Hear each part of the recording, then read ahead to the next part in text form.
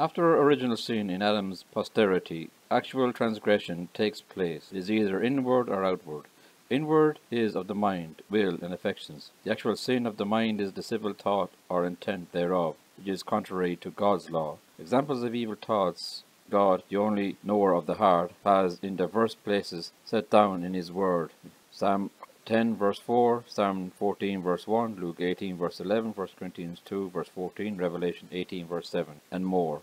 Many carnal men pretend their good meaning, but when God opens their eyes, they shall see their rebellious thoughts rising in their minds as sparks out of a chimney.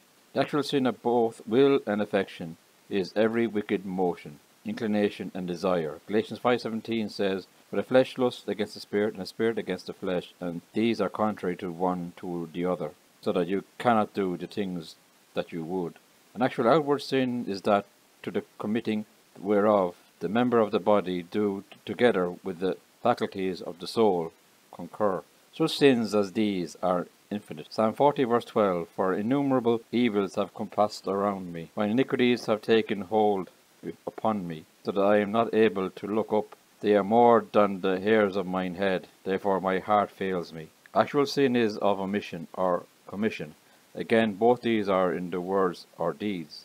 In the sin of commission, observe the degrees in committing sin and the difference of sins committed. The degrees are in number 4, but every man is tempted when he is drawn away from his own lust and enticed. Then when lust has conceived, it brings forth sin, and sin when it is finished brings forth death. James 1 verses 14 to 15. The first degree is temptation, whereby man is allured to sin. Satan does this by offering to the mind that which is evil.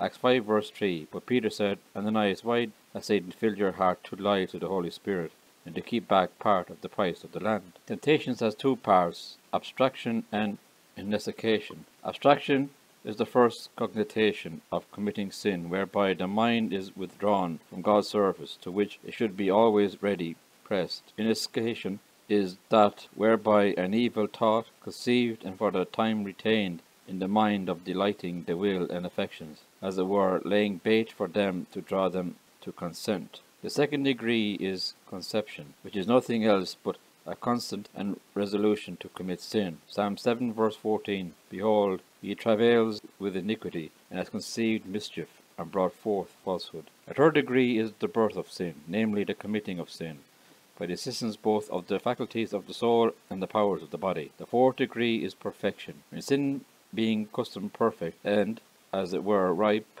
the sinner reaps death, that is, damnation.